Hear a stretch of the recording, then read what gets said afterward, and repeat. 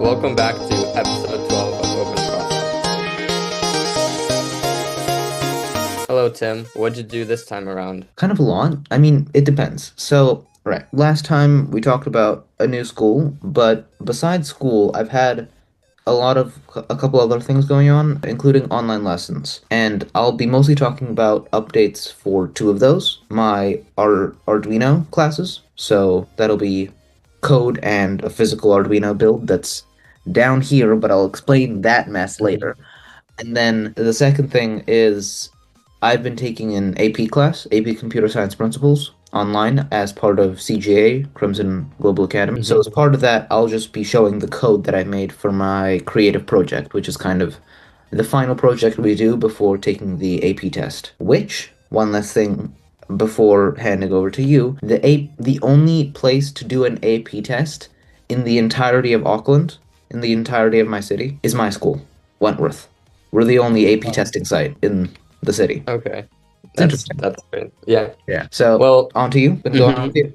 For me, obviously, except from school and robotics, since I'm coming up on like my last years of high school, I need to get some extra summer program in different colleges to like show myself and to get more experience on my resume. And I've like looked through a bunch of them, which ones I liked, which ones are obviously cheaper because money is a factor in some of them. I found some free ones. Two main ones that I applied to is Columbia, MIT. Hmm. For the Columbia one, it was paid, so you got to just apply by paying like a $50 fee and then wait for your reply. If you got accepted, you'd be paying like I don't know how much it was, like 8,000-ish around. But I also applied for a scholarship, so like I was expecting to do that.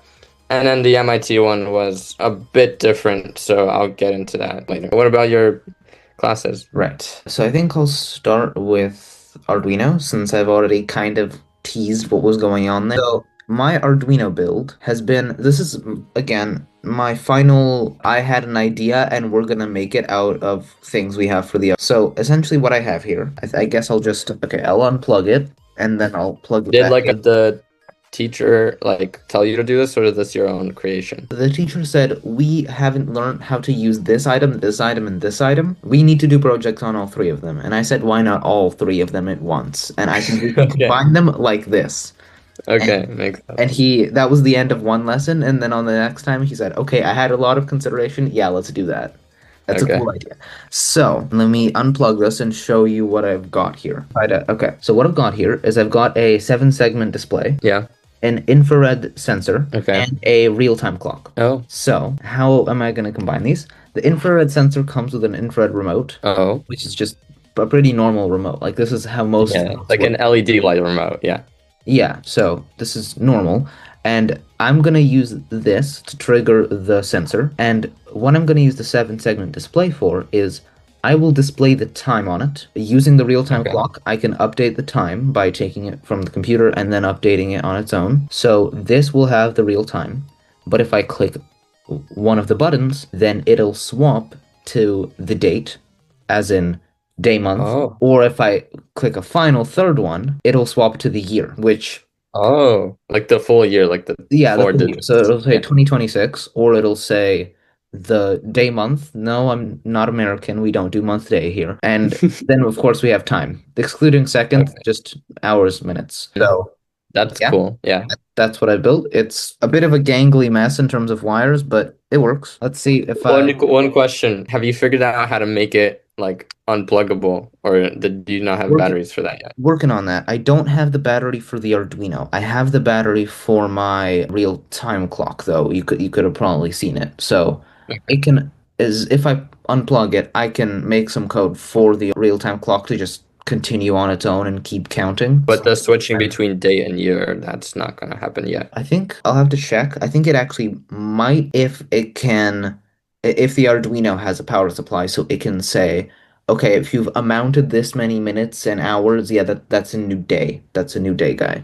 And then Okay. it'll understand. So it's a bit of a process. Let's see, what's the Okay. time Well, for you, it's gonna be different. for So, me? So for me, it's 8:26 in the morning, and I'm gonna quickly update. And there we go. I've updated it. I've plugged it in, and it says oh, oh eight twenty okay. six. Yeah. And if I click, let's see if I can. Okay, I can't. Can I show it like this at the same time? I think I can. So if I, let's see, can I? Pointed at the thing though. There, the time switched, so it's Did very accurate actually. Yeah, I did. Let's see. Is the remote working? That's a good question. There it is. Did the Okay. battery die? The battery might have died. No, the battery did not die because it just switched, which Oh, means it right. Okay, so I'm not sure if the other functions are working. I think I might just not be using the remote correctly. But I swapped it to the other time zone. I forgot to mention it has a time zone feature. And the time zone oh, feature is showing my teacher's time zone in Poland. in Not 24 Poland, hour time. not Poland, Belarus. It's the same time zone, but he's in Belarus. So, In 24-hour time, right? yes, this Okay. is all in 24-hour time. That's why it said oh 08 for the morning. I mean, Mm-hmm. actually, it'll be the same in 12 and 24-hour time Yeah. for that. But let's see. Okay, it's kind of refusing to work right now, but Mm-hmm. that works. That's Like, that's kind of what I want to yeah. show. So it can swap, and that's it's kind of a complicated build. The other thing that we might want to build after that, and it's kind of more complicated, and it'll require me to buy a water pump. Because Water. let me get into that. In my Arduino kit, I have a soil moisture sensor, and my dad I has a remember this. I remember this from when you first introduced and the class. I still want to do it, and we still might actually do it now. Because my dad has Like the watering the plants thing. Yeah, because my dad has a plant that he waters every day, and what if I could Yeah. make an Arduino build, hook it up, and have it water the plant Yeah. for him? So Is that's that like the next project you're gonna work on? it probably is. It depends on what my teacher might want to show in terms of coding, because we've been mostly focusing about learning how to code for different parts. But since we've gone Mm-hmm. over a majority of the parts and the few that are remaining, like the soil moisture sensor, aren't quite as prioritized, we might not fully have a module for those. But if I can convince him, then that'll be our next project. And he has shown interest in it before. This would be a great project. And then let's see if I can get into my CGA creative project. So this is going to be entirely code on my screen, so I'm probably going to share my screen in a second. But what I have here is I've been coding in. Okay, I want to see if you know this language because it's obscure. Lua. Have you heard of Lua? No, No, I have thought so. not. Yeah, so basically I think I think you have told me about yeah, it though. it's So not too bad. It's just has a tendency of being a bit frustrating because it uses and it doesn't use brackets that much. Like for an if statement, it'll go if, and then to end the if statement, you write the letters END. You write end. Something so end. it's not just like if bracket and whatever's in the No, there's no bracket is in brackets. it. It's There's no just if or end. if Okay. end. And then we have like if Wait, else so if so how does else end. if in an if statement work? Oh, then There are it'll two. go if end end. Oh, It's easier to understand if look at if it. you add Yeah. indentation, then you're like, okay, this if is on the same level as this end, and that's how it ends. Because I have a bunch of places in my code where I have a while, and then within the while we have a for, and within the for we have an if. So it'll go while, for, if, end. That's correct. It's a bit weird, but it Yeah. worked, and I've made something quite interesting with it. So it's something Hmm. I've wanted to make for ages, and it's really cool. Well, I think it's really cool. Basically, Okay, yeah. what I've made is a program that if you are a company or an organization that wants to launch a satellite, you Oh, can input the mass of your satellite, the dimensions of your satellite, the orbit that you want to send it to, including TLI, translunar injection, or interplanetary, the country that your organization is based in, or really if you a tick list of if you're on any of these countries, because a bunch of those countries, if you're in one of them, some other country doesn't let you launch from there. For example, if you're in the US, China's not going to let you launch on one of their rockets, and vice versa. okay. And if you're in Makes North sense. Korea, no one except China and Russia is going to let you launch anything. So, that Okay. So it's like a drop list of countries, and is then based on what they pick, it tells you if you yeah, can. yeah. Okay. And then like if there's also an other, if you're in any other country, most likely they'll let you. Anyone will be fine. Like for Okay. example, I guess let me pick one. I don't know if Uganda wanted to launch a satellite, nobody Yeah. would say no. Like yeah, sure, you can launch a satellite on a rocket. But if Russia wants to launch something on a rocket, they can only use their own rockets or China's. America's not going to let them. Europe's not going to let them. Well, not anymore, since they've decided to bomb their neighbors. So, Okay. Yeah, it that's makes that. sense. That's Can that. I So can I see the code? can you see the code? Good question. Yeah, right. Let's see. I'll have to send a request since this is your meeting. Okay, allow. Right. Share, and I'll share. Yep, this is the red screen. There we go. There it is. So this is the code. Oh. And basically, I've done this thing, which is I've made a dictionary within a dictionary. Oh. Let's see if I can. Oh, is that the whole list of like countries and like So effectively, no, this is a bit complicated, but let me show you. So we have fitting launchers. Here I say fitting launchers is the list of launchers that we have. Launchers means rockets, launch vehicles. So this is the first dictionary, and within this dictionary, this is the first launcher, Electron. That's the name of the hmm rocket. And then with Electron within square brackets is in of itself equal to this dictionary that continues. So like all the details of it. Okay. Yes. So each key within the main dictionary, the value for it is another dictionary. Okay. The hmm maximum inclination of orbit that it can make, where it'll That's go the name of the rocket, the class of the rocket, so light mhm. lift in this case, the fairing diameter, so basically the space in terms of diameter that you have for your satellite, the minimum inclination of orbit it can make, the country that it's launched from, New Zealand. Technically, it's a US and New Zealand company now, but for the sake of this, it's New Zealand. Then the company is Rocket Lab. Oh my God. It can send 0.32 metric tons to low Earth orbit, 0. Wait, okay, let me just try this. 0.03 to interplanetary, 0.025 to translunar injection, 0 to it just can't do anything from middle Earth orbits. It can go to, let's see, that's geostationary drift up, so it'll go to GTO and then it'll drift up to GEO, and that'll be 0.175 tons. So a lot of that is kind of jargon within space stuff, but that's the point. So Okay. that's the That's main, a lot of dictionary. yeah, that's basically for every launch vehicle. I have all of their stats. This is the main function. There's the ends. Look at that. And then But because this is a wait, how does an ellipse work? it's an And then yeah, there's yeah. just no ending to it. It's just Yes, the ending to it is the end for if else. oh, okay. That's It's interesting. yeah, it's an interesting coding language. It's like it gets rid of like a thing to look at, but it also makes it complicated to look at the same time. It's more complicated to code because the syntax is more picky, Yeah.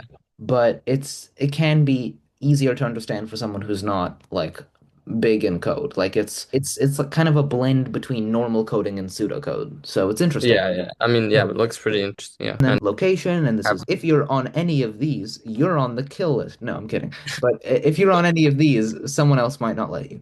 And thankfully, I've basically just grouped it into, in reality, it's basically just grouped into two. If you're in the US, EU, Australia, Canada, UK, Japan, New Zealand, or India, then Russia, China, North Korea, and Iran won't let you launch anything, and hmm vice versa. If you're in Russia, China, North Korea, or Iran, none of the first group of countries will let you, but Russia and China will. So Okay. it's interesting. That's cool. Iran is Yeah. a new addition. We all know why. So that's that. Then we got the dimensions, and we got the The mass. the dimensions, So and then I've yeah. combined mass plus orbit. This is my first problem in the code where I made mass and orbit two separate functions, but then I realized, and this is complicated and annoying, but I've fixed it entirely now, which is that if you have a high mass, the higher energy orbit you want to send it to, the more energy it takes for the rocket, so the lower mass that a certain rocket can put into a higher orbit, right? And that means that what I had before, where I put the mass separately and the orbit separately, that meant that even if Electron can go to Mars, even if it'll still tell you you can go on an Electron, but if your mass is just the mass that Electron can put to low Earth orbit, but not to Mars, it'll still say Electron, which is wrong, Okay. right? Yeah. So I've managed to fix that by having values for all of the main types of orbit for how much tons they can actually send to that orbit, and then hmm have it so that the mass and orbit function is combined, where if yes, if the, let's see, yes, if you want to do any of the orbits other than low Earth orbit, then it'll go if your orbit choice, so if the spacecraft mass that you have is less hmm than the mass that launcher can launcher can lift to that orbit, then Hmm. if your mass is more than it can send to that orbit, then obviously we're going to remove it from the list. It doesn't exist for you anymore. Yeah. At the end, it'll output your basically all of the functions. Effectively, what they do is at the end is they figure out a condition using which they can eliminate launchers that don't fit you. And then it'll end up with giving you, spitting out the launchers that do fit you. And Hmm. with that, this is just a quick last thing. If I put out a terminal here, let's see if I can make this work. I'm going to pick a random spacecraft. Let's go, there was the lunar mission. I'm looking at Google right now. Yeah, yeah, that's what I'm doing right now. I'm picking something to send. What? Let's go Capstone. Capstone. Okay. So the Capstone mission was a lunar orbiter. This is it. It's a 12 unit CubeSat. Okay. It's a 12 unit CubeSat. Let's see if I can set this. So I trigger it. This is the menu. This is what it looks like. As a reminder, Hmm. as a result, all of the following inputs should be given. Thanks. Okay. Okay. Location. Capstone is an American satellite. It's NASA, so I'll put US for Hmm. USA, Yeah. and it'll give me that. It'll send me back to the menu like, yes, you finished with this thing, so it'll delete what I just did. Now location isn't an option like it was. So Hmm. it doesn't distract me anymore. I pick dimensions, and it is a CubeSat, which just sends me back because if it's a CubeSat, most launchers that basically any launcher will accept a CubeSat. They can be very small. So that's Okay. fine. Mass and orbit. This is the more complicated part. And this is an interesting question. Is your spacecraft large enough for its mass to be measured in tons, metric tons? So Hmm. the CubeSat, it's only 25 kilograms. So what is your mass in kilograms? 25. Okay. Okay. And then what orbit is it targeted at? It's targeted at the moon, so it'll require a TLI, a translunar injection. Okay. And then I only have verdict left, so tell me what launchers are my options. Okay, so it's got a list of launchers here, and all of them, from what I can see, are valid. But you see number five, Electron? That is the real rocket that Capstone was launched on. Oh. Here's the Wikipedia page. The rocket was an Hmm. Electron. And Okay. that's how I've tested it a lot of the time, right? You just check if it has the actual rocket Yes. included into the list of. That's Exactly. cool. Yeah, so and from what I can see, yeah, most of these are just bigger, fatter rockets. You can see a medium lift, super heavy lift. Okay, it doesn't need a Falcon heavy. That's excessive. Heavy, Hmm. heavy, medium, heavy, light. It's the smallest launcher on here, and considering you're launching a small payload, it makes sense to pick the cheapest and smallest option. So that makes sense, and that's So what NASA, yeah. that's that's a very good code. Yeah. Yeah, I so mean, there, I'm gonna stop sharing, send this back, and there, yeah, that's what I want to share. that's actually very interesting. I like that. Yeah. The thing is, I feel like what could make it better is I don't know if you could do this with this programming language, but I remember I did a project in cybersecurity and a coding class for like in Python.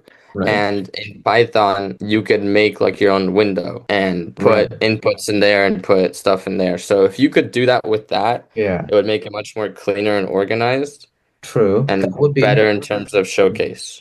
true. Of course, this is mostly a text-based algorithm because that's what we've been taught. This Mhm. is probably what I'm going to be submitting. This is my final thing because of it's following and it's using all we've learned. Actually, technically, we never learned nested dictionaries, so I'm kind of extending myself here by because we learned nested lists and I'm extending it to nested dictionaries. But essentially, I think that's a great idea, and I probably will do it with the code after I've submitted it because it's something that's going beyond what we've learned and beyond what we would be expected to submit. But Yeah. I do think it's the logical evolution of the project. So that's that. Okay. Yeah. I mean, yeah, Yeah. that would obviously be a great thing as like a menu as its own thing. So yeah. Right. So that's what I've been doing. And should we move on to what's been going on with you? What's happened with Yes. schooling? But to me, my two summer programs for Mhm. I have already like I applied to both, and for Columbia, like I said, it was just an application. So you literally just fill out a form, answer like essay questions. It's not like an essay of like a couple paragraphs, just a question that's pretty lengthy. And there was like three of them I had to answer and then get teacher recommendations and then submit it. I unfortunately got didn't get accepted to it, but like obviously they're not going to tell me, "Oh, you're a bad student, you don't fit with our thing." They obviously said that like in terms of like spaces of how many people applied and how many people got accepted, like I didn't get accepted, so that's Right. fine. I still have Okay. MIT and others I'm looking at. Mhm. So for MIT, it was since it's a free program, it's not just an application. Mm. First, you have to apply to the online prerequisite course of that program. So you Right. apply, right? And then you get accepted to the prerequisite. So I got accepted to the prerequisite. And Nice. then you have like a month to do the prerequisite course. There's like a couple chapters of Mm. different things, and every chapter has its own thing. And the program that I picked is called Race Car. So it's you build Oh. like I don't know if it's an Arduino or Raspberry Pi specifically, but you build a car or a Mm. robot Right. that resembles a car, and you code it to travel at fast speeds and like turn and different stuff. Nice. So like I also picked this because I'm obviously very familiar with C++ because I do that for robotics. So Yeah. I wanted a little different route because I don't have much experience with Python. So in this, we'll be using Python, which is quite a bit different in terms of just coding and formatting and all that. And the very interesting part in the prerequisite course is obviously there's like text stuff that you read and then answer questions. And then there's also these labs. So you have like this application that you open on your computer that's made by them. You open your Visual Studio Code for your code, and then you connect it to that.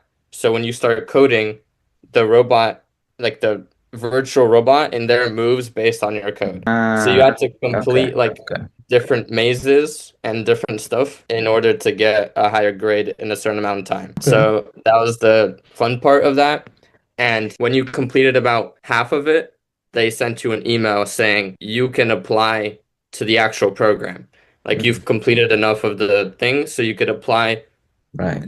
to the program just like I've done Columbia, but without the prerequisite. So I applied and I would be getting my result in May. Mm. So yeah, I'll obviously show image of how the simulation looked and how the code looked Right. and all Right. of that. So yeah. Nice. Okay. Cool. And those were your first summer programs? No, I don't know if you remember, but I talked about another summer program. It wasn't as big as these two. It was only like $1,000 and it was building an obstacle avoiding robot, a Oh, I think Raspberry Pi. that was Yeah. I wasn't so I wasn't I guess remembering that that was a summer program. But yeah, I remember Yeah, that. that was my first summer program, so Oh, this would be my nice. Okay. second one. So yeah, I'm waiting for the apply for MIT and then looking at other ones to apply to. Right. Okay. So what other ones are you looking at? Well, I'm obviously looking some around in my area, like colleges in Florida, instead of traveling to like Boston for MIT or a different state for Columbia. Mm, So I'm looking at like mm, like Florida colleges, just Miami colleges. Some like I think I don't know if Embry-Riddle has one, but maybe mm. I'll go there as well. More space, so more like theme of in your route. Right. So yeah. Nice. Okay. That's cool. It's cool. Huh. I mean, do you have any questions about the MIT one, especially because that's more thorough in terms of Yeah, I application? mean, MIT is interesting. I kind of like expected they do something interesting and weird, but not ask money. Like that's how MIT tends to go. They'll Hmm. ask for a more rigorous application, but they'll tend to support more people by not asking for thousands of dollars. So, okay, so how did the application go? How did your race car go? Did you like what did you end up building? Well, obviously at the start it was a lot easier, and then towards the middle and end it got harder because that's when the labs that I talked about actually came in. Like at the beginning, it was just text, answer, some Right. math calculations, blah blah blah. And then the Right. first lab was like you have to make the robot drive through like four mazes, I guess. There was like Mm, a just a zigzag, and then it got progressively harder. right. And then another lab was like trying to stop your robot before a cone at a certain like part, and like just like getting that like perfectly and like the time and the distance that I asked. And it was like a place like right in front of you, right behind you, or like to the side or to the right, and you have to stop it at exactly like 30 centimeters or whatever. And it was just there was just different labs like that, and I had to do like four labs to like finish the program. And at the end it was just like a summary of everything, and then you had to answer some questions. And then at the end you didn't have to get like an 100% in the thing. You had to get I think you have to finish the whole thing, but you have to get 50% right, I think, which is quite interesting because only 50% correct, that's like Yeah. failing. But yeah, but I mean, it was pretty difficult. It was very Right. challenging. Right. At first, like when I was picking between the programs I wanted to do, I was picking between that one and another one.